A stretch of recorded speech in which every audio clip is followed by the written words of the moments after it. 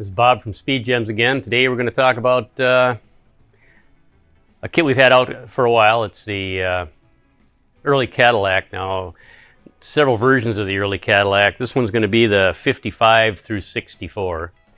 And some of you guys are going to say, well, 64 was a 429. Well, it was and it wasn't. This is, you can kind of tell from the configuration of the engines what year they are. This is a 56 Eldorado motor, factory dual 4. But when they went to the 390, the same, everything in the back is the same for the kit, except they no longer had the draft tube. They had a PCV valve. And instead of having this oil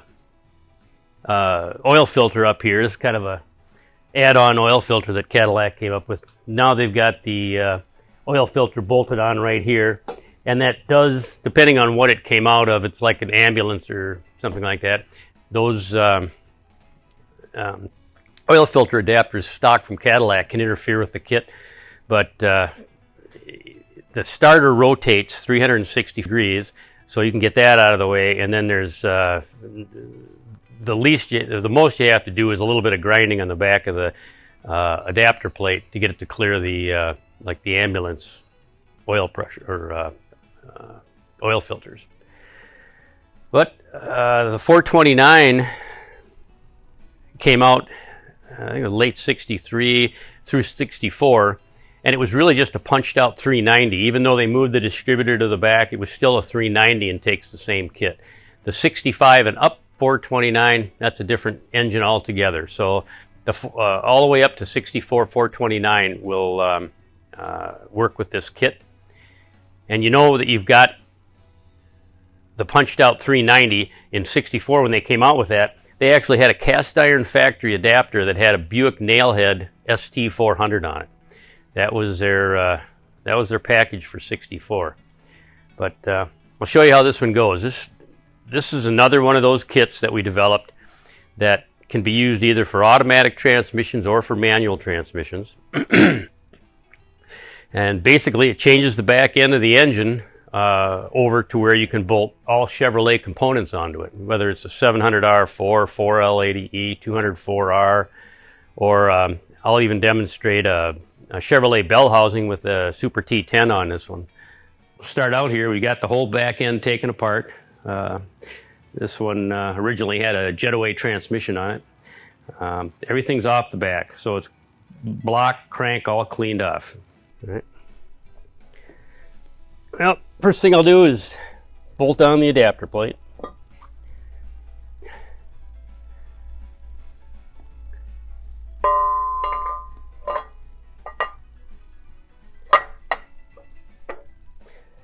Yeah, this plate compared to some of our others is pretty thin, so you don't end up taking up any extra tunnel space.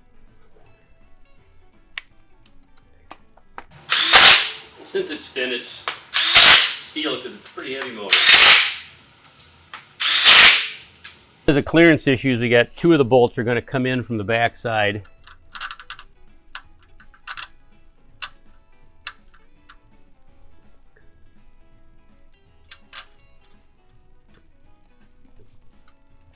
That's the only unusual thing about it. Other than that, it's pretty straightforward.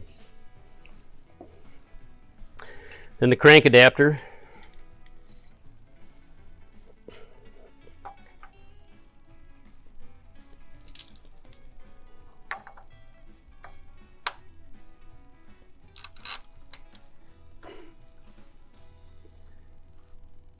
Relatively thin, it's only about 3/4 of an inch thick. Allows you to bolt Chevrolet Flexplates and flywheels onto it. It makes it a lot easier when you don't have to custom make a flywheel or a Flexplate. Also makes it easier when if you ever have to replace anything, or you just go out and buy the replacement part. Same with the if you crack a Flexplate, it's a stock Chevrolet 168 tooth neutral balance Flexplate. If you have a stick flywheel, it's the same thing. It's off of a 168 tooth flywheel off a 350 Chev motor, so it takes all those same clutches too.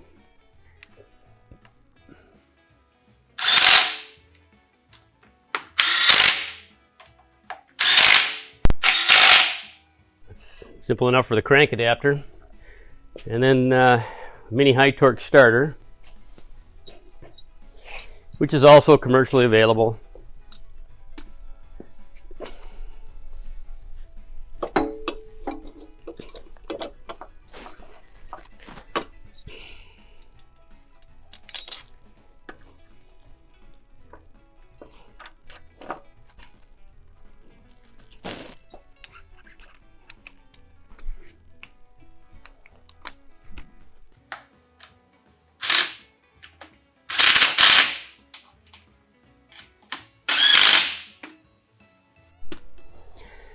For our starters, we mostly use Power Master now. The Power Master 9000s is what those are. If you want to use a really heavy duty one, I think it's Power Master 9004. It's got the longer case on it and more torque and horsepower.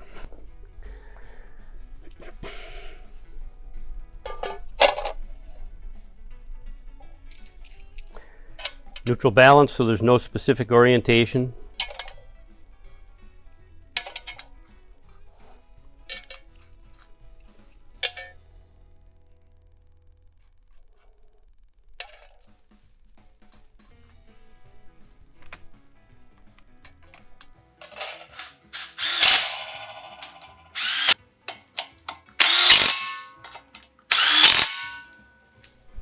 The crank adapter has the torque converter pilot built into it. All the spacing for the converter and for the starter has all been engineered into it. Thing's ready for any Chevrolet transmission, you know, 350 turbo. You can put a power glide on it. I don't know why you'd want to, but 400 turbo, 4L80E, 700 R4, 4L60E, you know, the whole gamut of Chevrolet transmissions. We even have a way to get all the LS transmissions on there if you really want to.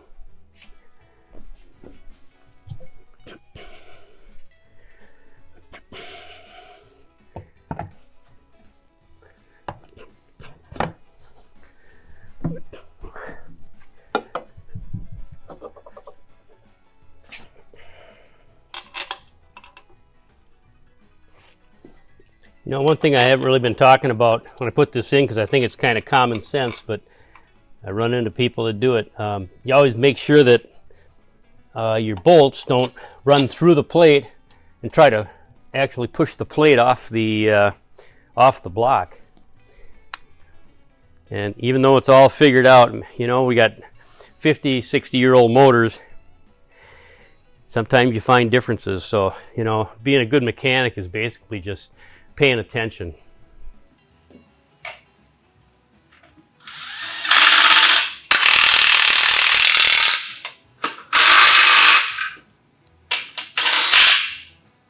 That's a 700 R4. That's the most popular combo right there. Personally, I'm putting 4L60Es on everything now. It's when you're retrofitting them, it's just easier to adjust them. The shift points, the shift firmness, lockup where it comes in and out by just using those. The controllers have gotten reasonable, and it's better than pulling the valve body out and re-springing the valve body, or playing with the governor, and then you know, trying to put something on there to keep it from locking up before it, you know, until after, you know, 50 miles an hour, 52 miles an hour, and then making sure that doesn't occur right at the shift point. And it's just easier for the guy putting it in to program all that on the controller.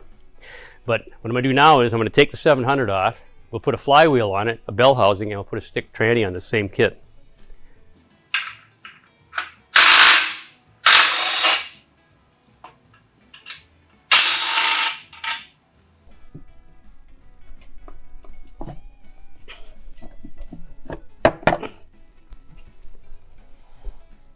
We are rolling? Okay, at this point with everything off, you've basically got a small block Chevrolet here for all intents and purposes of what you're going to put on it. You know, the bolt pattern for the crank, the block, and even the starter location is all correct for anything you want to put on off of a small block Chevrolet that had a 168 tooth flex plate. So, just happen to have Chevrolet stick flywheel standing by.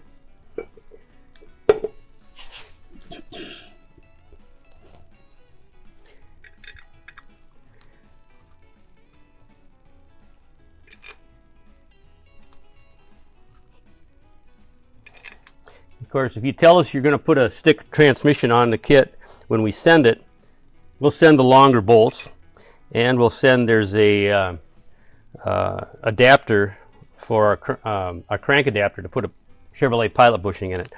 I don't have one of those right now, but I'm just mentioning it. It's got a pilot bushing comes with it.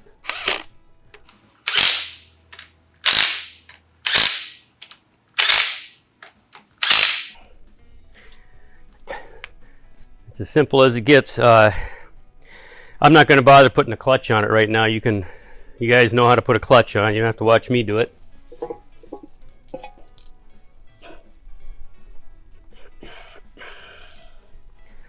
And then a 621 bell housing.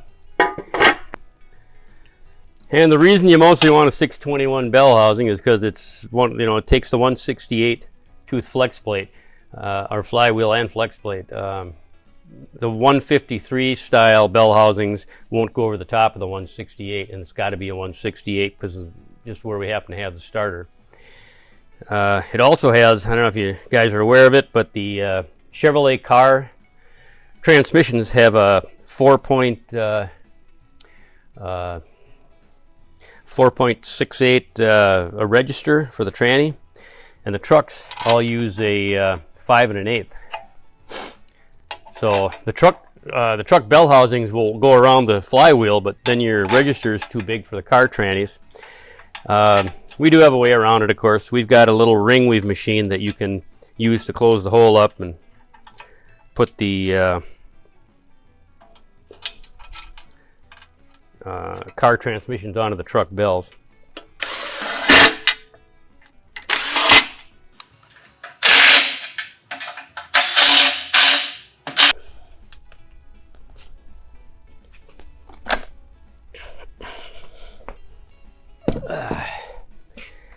And that's just a Borg-Warner T10 out of some Z28. I think we changed it over to a TKO, but it's a good demonstration tranny. So any Saginaw, Muncie, or Borg-Warner 3 or 4 speed will fit. Okay, get up there.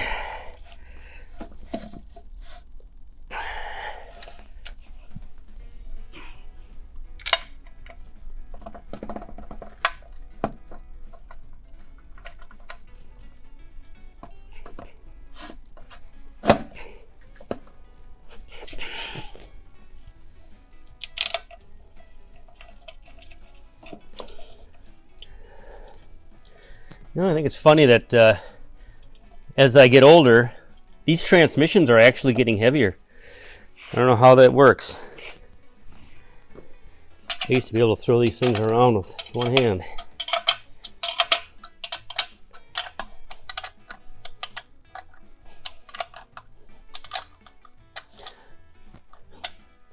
Well, you get the idea. So, factory dual 4-barrel 365 with a Borg-Warner Super T10 behind it.